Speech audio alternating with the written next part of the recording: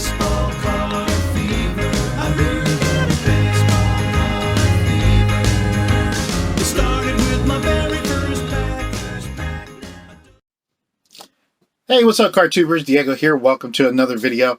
Today, I just want to congratulate Tony Black on 3 years being on YouTube.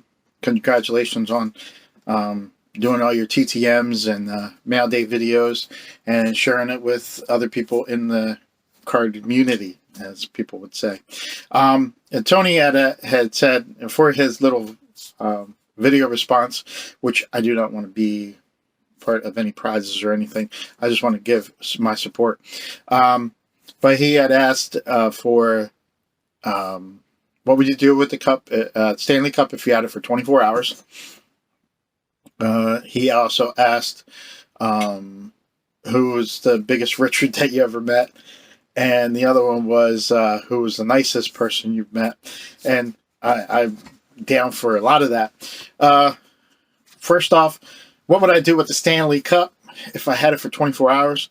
Well, first I had to plan it out, because what I would do is go to Canada for 24 hours and have a good time over there, because I think a lot more Canadians are hockey fans.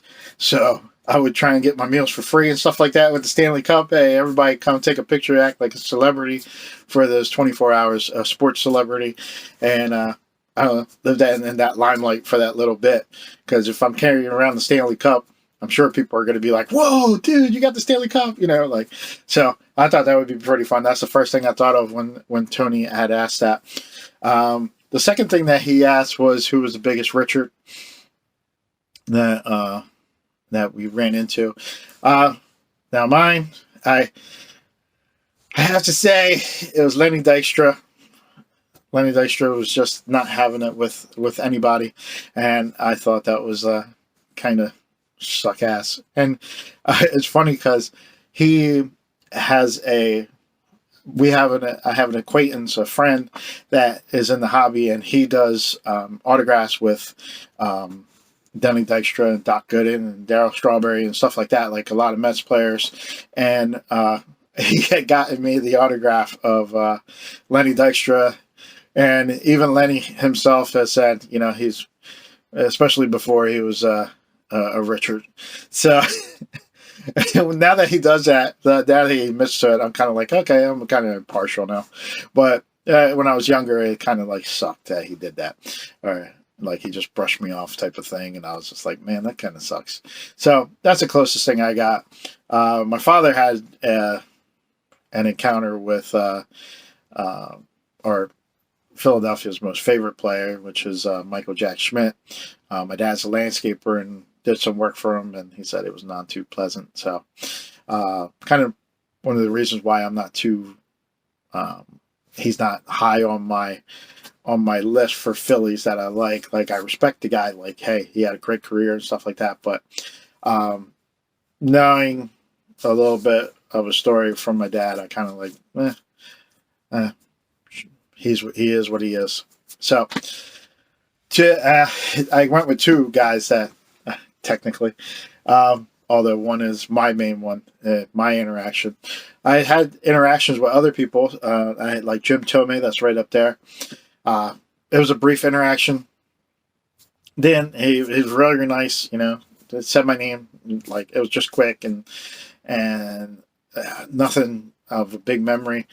But I always liked him for that, and he made me more a Philly fan than I was before.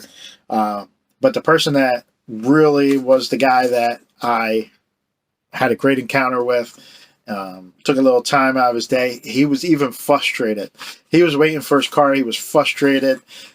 His car wasn't there. He was having a bad day. And when me and my brother approached him, he just, you could tell he had that hesitant type of thing to him, but he was just like, you know what, just come on, then let's keep it a little quiet, and we'll talk for a little bit. And that's what we did. We had a nice little talk with him, told him how big of fans we were, where we came from. He asked our names, and we didn't ask him for an autograph. We just asked for a picture, and he went and obliged to that. And of course, I showed this picture off plenty of times, and I'm so mad about this because in this picture, that day was week 2. It was opening.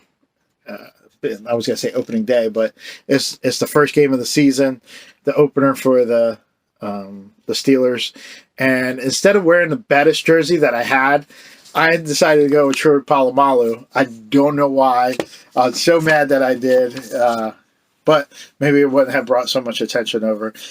So he was a nice guy. He had a smile the whole time. He was happy. He was happy for the encounter. He was a little frustrated with what was going on.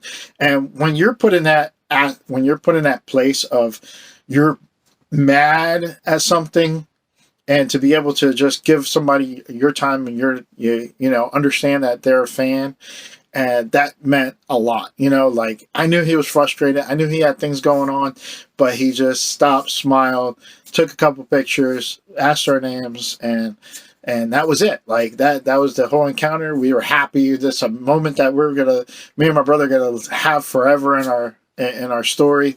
That time we went to Pittsburgh for the home opener, and we saw Bettis, the bus, and he was just so great to us. And even though he, again, was having a bad day himself with his driver and stuff like that. So I thought it was a great encounter, and I think that was one of the nicest moments where you could take somebody that's not in the ideal situation. He's not at a meet and greet. He's not at anything where he knows he's going to be doing this work. He just just said, hey, he wanted to keep it a little quiet. Yeah, keep it quiet. Come on. And talk to us, and I thought that was great. So it even more cemented why I like Jerome Bettis so much. So that is my guy there. So again, Tony, thank you for 3 years of content. I hope you have a lot more. But until next time, guys. Well, thanks a lot for looking and listening, folks. I enjoyed being with you. So long, everybody.